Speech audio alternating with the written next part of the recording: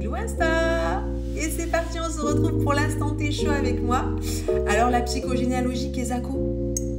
Alors la psychogénéalogie est une approche qui consiste à explorer l'histoire familiale en se penchant sur les secrets de famille, les événements marquants, les traumatismes passés, les liens invisibles qui se tissent au sein d'une famille afin d'identifier, comprendre les dynamiques familiales, les schémas répétitifs et les transmissions inconscientes qui peuvent influencer finalement notre vie actuelle. C'est finalement le lien entre les membres de la famille et leurs ancêtres. Finalement, quel héritage ont-ils réellement laissé qui reste souvent enfoui dans notre inconscient?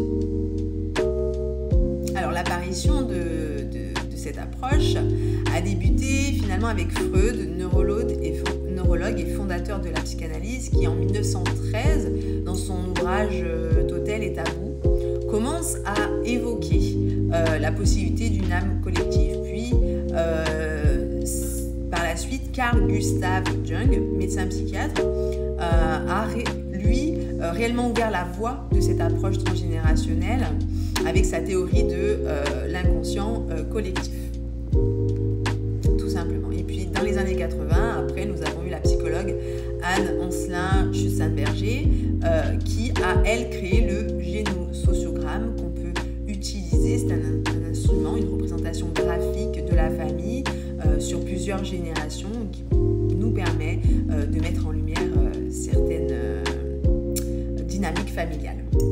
Et puis aujourd'hui, de nouvelles découvertes scientifiques avec les neurosciences et l'épigénétique viennent finalement un petit peu confirmer tout cela. Donc on se rend compte que la psychogénéalogie, elle peut également permettre de mettre en lumière tout ce qui est traumatisme historique, comme l'esclavage, les guerres, la ségrégation raciale, la discrimination, ou encore le racisme systémique. Donc ces expériences passées ont laissé obligatoirement des traces profondes dans les mémoires collectives et aujourd'hui elles influencent les comportements, les croyances et les relations familiales qui au fil de générations se transmettent dans l'inconscient.